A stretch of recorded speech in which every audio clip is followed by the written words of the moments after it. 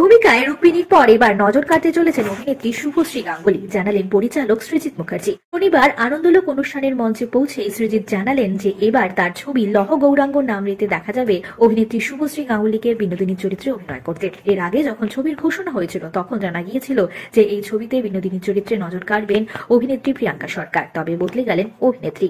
এবার পরিচালক জানালেন যে শুভশ্রী গাঙ্গুলী নজর কাটতে চলেছেন বিনোদিনীর চরিত্রে এই ছবিতে। ছবিটিতে শ্রী চৈতন্যর ভূমিকায় নজর কাটবেন পরমব্রত চ্যাটার্জি, গিরিশ ঘোষের চরিত্রে দেখা যাবে ব্রাত্য বসুকে, এছাড়াও রয়েছেন পাওলি দা। প্রসঙ্গত আপনাদের জানিয়ে দিই, দশম অবতার সিনেমায়ও শুভশ্রীর কাজ করার কথা ছিল সৃজিত মুখার্জির পরিচালনায়, তবে দ্বিতীয় সন্তান হওয়ার কারণে অভিনেত্রী সেই ছবি করতে পারেননি। অবশেষে শুভশ্রীর ইচ্ছে পূরণ হচ্ছে লহ গৌরাঙ্গ নামের ছবির হাত ধরে।